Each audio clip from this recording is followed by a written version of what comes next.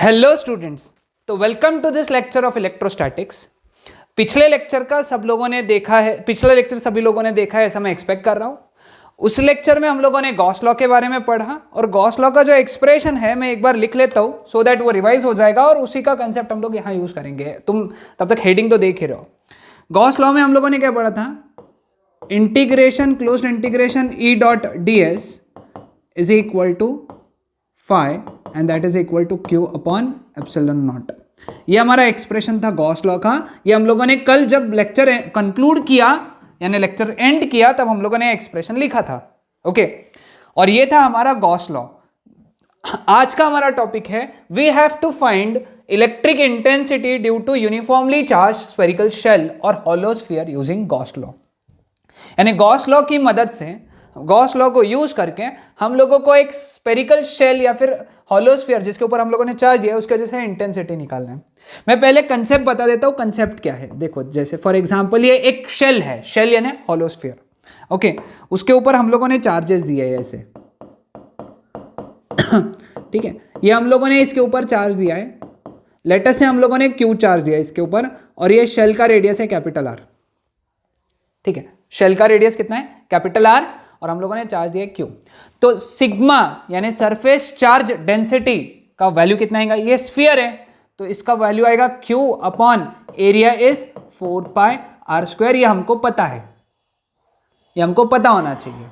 ठीक है, अब हमारा इंटरेस्ट किस में है? हमारा इंटरेस्ट है एक पी पॉइंट पे which is situated at a distance small R. कितने दूरी पे? Small R from the centre of sphere. इस स्फीयर के सेंटर से स्मॉल आर दूरी पे जो पॉइंट पी है, यहां पे हम लोगों को, इस पॉइंट पे हम लोगों को इलेक्ट्रिक फील्ड निकालना है, इलेक्ट्रिक इंटेंसिटी निकालना है, इलेक्ट्रिक इंटेंसिटी यानी ई।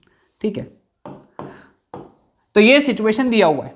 ठीक है, वो कैसे निकालेंगे हम लोग, लेकिन हमको इंटेंसिटी किसके मदद से निकालना है? गॉस लॉ के मदद से। इंपॉर्टेंट डेरिवेशन है हमारे सिलेबस का, ये इंपॉर्टेंट डेरिवेशन। ठीक है, तो आगे बढ़ते हैं हम लोग। कैसे बढ़ेंगे हम लोग आगे? हम लोग क्या कंसीडर करेंगे? एक Gaussian surface in the form of sphere. मैंने कल गॉसियन सरफेस, अब ये स्फीयर ऐसा इमेजिन करो, ये स्फीयर है। मैंने तुमको कल गॉसियन सरफेस के बारे में पढ़ाया था। गॉसियन सरफेस एक इमेजिनरी सरफेस होता है, एक इमेजिनरी कॉन्सेप्ट होता है which is used to apply Gauss law. Gauss law apply करने के लिए हम लोग एक सरफेस इमेजिन करते हैं। अब ये गॉसियन सरफेस जो है यहाँ पे, ये हमारा गॉसियन सरफेस है और ये जो गॉसियन सरफेस है ये स्फीयर के फॉर्म में, ये भी एक स्फीयर है लेकिन ये स्फीयर का जो रेडियस है दैट इज स्मॉल आर। ये याद रखना, ये स्फीयर का रेडियस कितना है? Small R. अब हम लोग इस गॉसियन सरफेस के ऊपर एक छोटा सा एरिया ds कंसिडर करेंगे, छोटा सा एरिया ds। अब ये ds का एरिया वेक्टर ऐसा रहेगा, वेक्टर ds वेक्टर ds इस तरीके से रहेगा। और ये जो चार्जेस हैं, इन्होंने जो इलेक्ट्रिक फील्ड बनाई इस पे, वो भी इस डायरेक्शन में रहेंगी। मतलब वेक्टर E और वेक्टर ds, इनके बीच में एंगल कितना है? 0 डिग्री। कितना एंगल है? 0 डिग्री, क्योंकि जो E का डायरेक्शन वही ds का डायरेक्शन, थीटा इज 0। ठीक है, now will start with derivation. Gauss law क्या कहता है? गॉस लॉ कहता है closed integral E dot ds should be equal to flux, मतलब Q अपॉन एप्सिलॉन नॉट। ठीक है, क्लियर विद दिस यहां तक? Net charge enclosed. अब इसके अंदर, इस गॉसियन सरफेस के अंदर चार्ज कितना है? Q, तो वो हम लोगों ने लिखा Q यहां पे। हमको ये देखना है कि उस गॉसियन सरफेस के अंदर चार्ज कितना है, कितना चार्ज है अंदर? Q। ठीक है, अब E डॉट ds यानी कितना होता है? E डॉट ds यानी E ds cos theta that is equal to Q upon epsilon not. ठीक है, E तो कांस्टेंट है इंटीग्रेशन के बाहर। Closed integral ds into what is theta? 0 cos 0 degree that is equal to Q upon epsilon naught. E into integration cos 0 तो 1 है तो बचा ds, इंटीग्रेशन ds। अब इमेजिन करो तुम ये सारे ds जमा कर लोगे उस गॉसियन सरफेस पे। ये गॉसियन सरफेस है इस तरीके का, इमेजिनरी गॉसियन सरफेस, उसके सब ds जमा कर लोगे। इंटीग्रेशन ds यानी सारे ds जमा करना है। You have to collect all ds, तुम अगर सारे डीएस जमा कर लोगे तो तुमको क्या मिलेगा, तुमको इस गॉसियन सरफेस का सरफेस एरिया मिलेगा. This is nothing but surface area of Gaussian surface. ये कैपिटल जी चाहिए, गॉसियन सरफेस. सारे डीएस अगर तुम जमा करोगे, सारे डीएस अगर जमा करोगे तो तुमको क्या मिलेगा, गॉसियन सरफेस का सरफेस एरिया. और गॉसियन सरफेस का सरफेस एरिया कितना रहेगा, मतलब इस स्फीयर का जो इमेजिनरी स्फीयर है उसका सरफेस एरिया जिसका रेडियस स्मॉल आर है 4 pi R square Q upon epsilon naught. तो therefore E is equal to Q upon 4 pi, इधर आया 4 pi epsilon naught R square. ये फॉर्मूला जनरल फॉर्म है एक्चुअली. इसको ऐसा, ठीक है, ये लिख लिया, यहां तक लिख लिया, this is the required expression, board में यहां तक लिख लिया, खत्म, तुमको मार्क्स पूरे मिल गए. तुमको पहले स्टेटमेंट लिखना पड़ेगा, let small R be the radius of Gaussian surface, capital R be the radius of hollow sphere. ये सब लिखना है तुमने, हाँ, लेकिन वो बोर्ड के टेक्स्ट बुक में दिया है, एक एक पॉइंट करके लिख लेना. हाँ, इसको ऐसे याद रखो. इसको देखो कैसे लिख रहा हूं मैं, 1 upon 4 pi epsilon naught Q upon R square, ऐसा. ये हमारा पहला और इंपॉर्टेंट फॉर्मूला है, याद रखना है इसको. ओके, दूसरा फॉर्मूला, इसका दूसरा फॉर्मूला, क्यू के जगह में यहां से क्या डाल सकता हूं, क्यू यहां पे, ये 4 पाई कैपिटल आर स्क्वायर इधर चला गया सिग्मा के साथ में, तो क्यू के जगह क्या डाल सकते हैं हम लोग, E is equal to 1 by 4 pi epsilon naught, Q के जगह sigma into 4 pi capital R square upon small R square.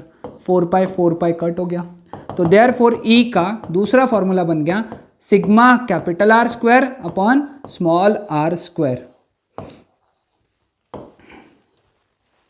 याद रखो, ये दो बहुत इंपॉर्टेंट फॉर्मूलेज है हमारे लिए इंटेंसिटी के, लेकिन किसकी वजह से, स्फेरिकल शेल और होलो स्फीयर. ठीक है, क्लियर विद दिस. अब इसके लिए कुछ एमसीक्यू या फिर सीईटी के पॉइंट्स इंपॉर्टेंट याद रखना है. ओके, अब हमारे पास में पी पॉइंट 3 जगह पे हो सकते हैं. पी पॉइंट आउटसाइड, अगर आउटसाइड है,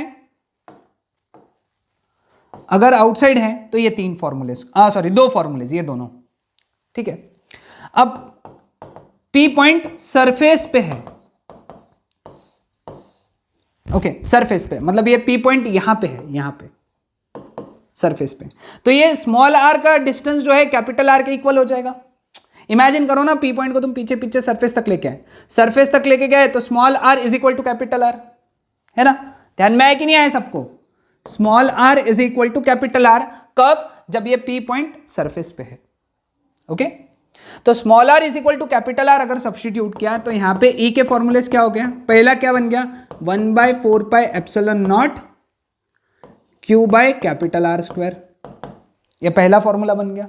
दूसरा, स्मॉल आर के जगह तुमने कैपिटल आर अगर डाला तो कैपिटल आर स्क्वायर कैंसल, तो ये आ जाएगा सिग्मा, सॉरी यहाँ पे एक्सट्रीमली सॉरी, यहाँ पे एप्सिलॉन नॉट चाहिए था, एप्सिलॉन नॉट यहाँ पे नोट डाउन कर लो सब लोग, एप्सिलॉन नॉट, तो यहाँ पे बच जाएगा सिग्मा अपॉन एप्सिलॉन नॉट. ये याद रखना है फॉर्मूलेस.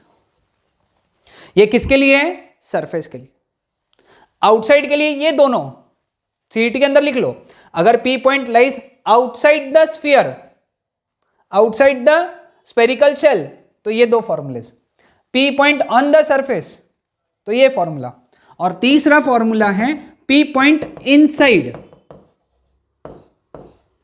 अब अगर ये पी पॉइंट अंदर रहेगा, है ना, तो ये सिचुएशन कैसा हो जाएगा, मैं थोड़ा सा यहां से हटा देता हूं. देखो, ये अपना ओरिजिनल स्फीयर था, अब कलर चेंज नहीं कर रहा हूं मैं, ध्यान रखना है ना सबने.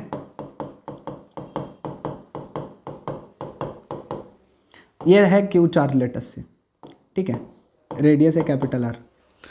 अब यहां कलर चेंज कर देते हैं. सपोज ये पी पॉइंट अंदर है तो गॉसियन सरफेस अंदर आएगा. अब मुझे बताओ, गॉसियन सरफेस के अंदर कोई चार्ज है क्या, अंदर कोई चार्ज नहीं है, अंदर नो चार्ज. गॉसियन सरफेस के अंदर देयर इज नो चार्ज, तो net charge enclosed, net charge enclosed, ये कितना हो गया, 0.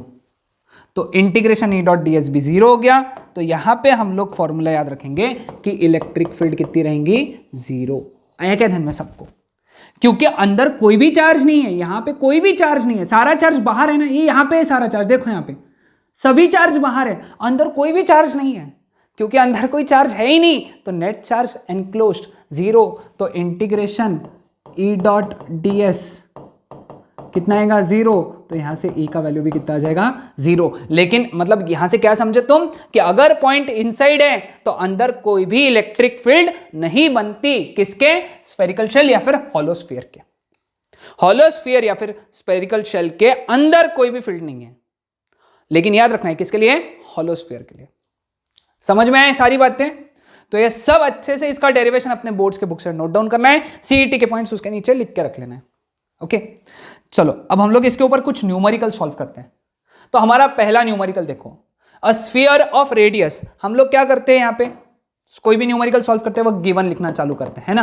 क्योंकि मैंने तुमको बताया बोर्ड्स का पेपर लिखते वक्त सही वे में लिखना बहुत जरूरी है। ओके तो देखो, a sphere of radius, sphere का रेडियस स्फीयर का रेडियस यानी capital R which is 10 centimetre. ऐसा यूनिट कितना हुआ, 0.1 metre. Carries a charge of 1 microcoulomb, यानी क्यू दिया हुआ है 1 माइक्रोकूलम, यानी 1 into 10⁻⁻6 coulomb. Calculate electric field at a distance 30 centimetre from the centre of sphere at the surface of the sphere and 5 centimetre from the centre of the sphere.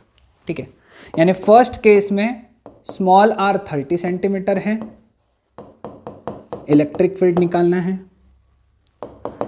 Second case में small R capital 10 centimetre है, वहां पे electric field निकालना है। और third case में small R that is equal to 5 centimetre, तो वहां पे इलेक्ट्रिक फील्ड निकालना है। Solution first. अब यहां पे सॉल्यूशन के लिए पहले डायरेक्ट फॉर्मूला हम लोग यूज करेंगे, E is equal to 1/4 pi epsilon naught Q by R square. तो E is equal to 1/4 into 3.14 pi का वैल्यू, एप्सिलॉन नॉट का वैल्यू मैंने तुमको पहले ही कहा है, याद रखो, it is 8.85 into 10⁻⁻12 into 1 into 10⁻⁻6 upon, अब यहां पे स्मॉल आर का वैल्यू 0.3 मीटर लिखेंगे हम लोग। क्या लिखेंगे? 0.3 मीटर, क्योंकि 30 सेंटीमीटर है ना, 30 सेंटीमीटर यानी 0.3 मीटर, और 0.3 का स्क्वायर हुआ 0.09। अब इसका वैल्यू हमको पता है विच इज 9 इंटू 10⁻9। अब ये मैंने डायरेक्ट लिखा, लेकिन तुम इसको लॉग से सॉल्व करोगे। यहां पे अगर प्रॉब्लम में गिवन होता था, यहां पे ऐसा लिखा जाता था, बहुत से बार प्रॉब्लम में दिया होता है 1/4 pi epsilon naught is equal to 9 into 10⁻9। अगर गिवन है तो डायरेक्ट लिखो, अगर गिवन नहीं है तो फिर इसको कैलकुलेट करना पड़ेगा। इंटू 10⁻⁻6 अपॉन 0.03 का स्क्वायर इज 0.09। 0.09 100 9, तो 100 यानी 10⁻2, 10⁻9 यानी 10⁻11, 10⁻11 10⁻⁻6, 10⁻5 न्यूटन पर कूलम। आसान था एकदम। हाँ, अब देखो इसका सेकेंड पार्ट। अब यहां पे 1/4 pi epsilon naught Q by capital R square लिखेंगे, क्योंकि सरफेस पे है ना, सरफेस पे small R is equal to capital R होता है।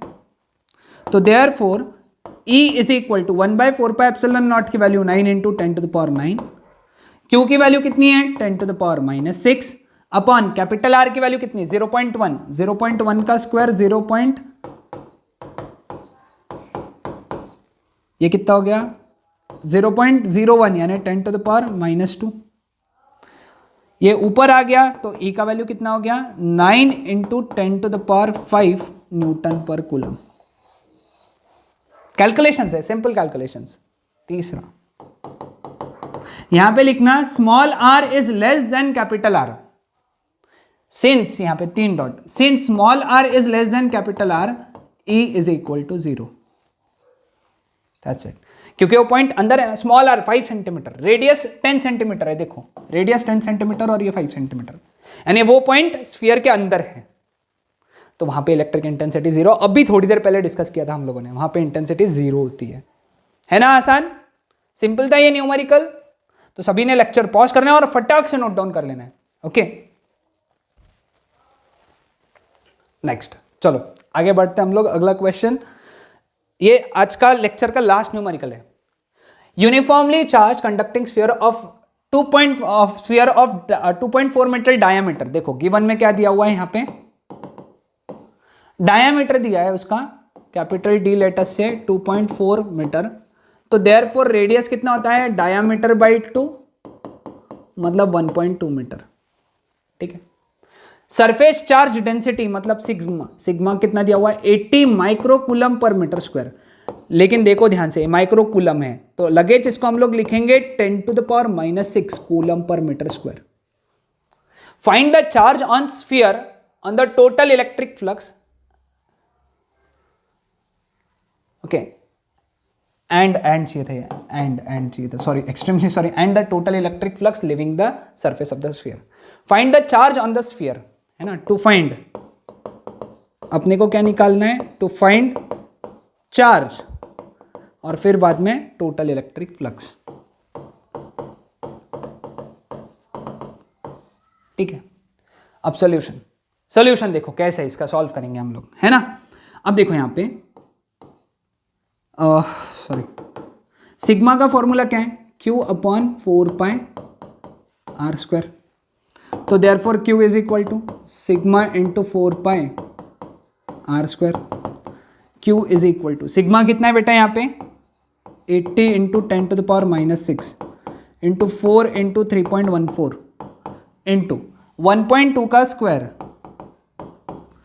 ध्यान में रखना अपने बोर्ड्स में जब इस तरीके का क्वेश्चन है तो फॉर्मूला हाफ मार्क, सब्सटीट्यूशन को हाफ मार्क है, तो therefore Q is equal to ये आ जाएगा 80 into 10⁻⁻6 into 4 into 3.14 12.56 into 1.44। Therefore Q is equal to, अब देखो यहां पे सॉल्व करने के लिए मल्टीप्लीकेशन लेंगे, log 80 log 12.56 और log 1.44।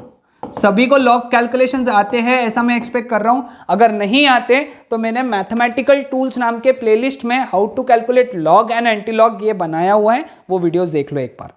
ओके, लॉग 80 का कैरेक्टरिस्टिक 1 आएगा और 80 का जो लॉग है दैट इज 9031। ठीक है।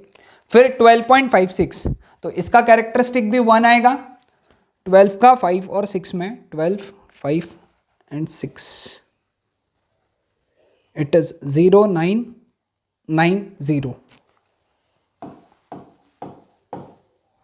और ये 1.44 यानी 14 का 4 में 1584 5, दिस इज 12 and 8 22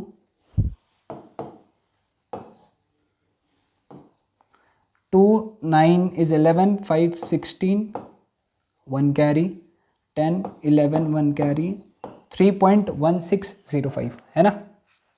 अब इसका एंटी लॉग देखना है अपने को, इसका एंटी लॉग क्या आएगा, इसका एंटी लॉग 16.1605 है ना, 0.1605 1447 यानी 1.447 इंटू 10⁻³ है ना। तो यहाँ पे आएगा 1.447 इंटू 10⁻³ इंटू 10⁻⁻6। तो therefore Q is equal to 1.447 into 10⁻³ coulomb. याद रखना यूनिट लगाना है ना, यूनिट लगाना है। ओके, ये हमारा पहला सॉल्व हो गया किसका, चार्ज निकालने का। ओके, अब हम लोग सॉल्व करेंगे how second part which is flux. Flux का फॉर्मूला क्या है, Q/ε0 है ना। Q का वैल्यू हम लोगों ने निकाला है 1.447 इंटू 10⁻³ अपॉन 8.85 इंटू 10⁻12 है ना। अब ये भी लॉग से सॉल्व करना पड़ेगा। इसका लॉग का कैलकुलेशन क्या आएगा, लॉग 1.447 और लॉग 8.85 1.447 का लॉग कितना है देखो, चेक करो। 1.4 का 47 1575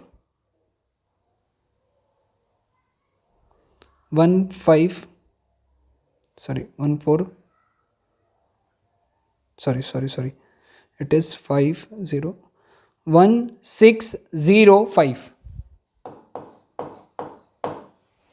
8.85 का लॉग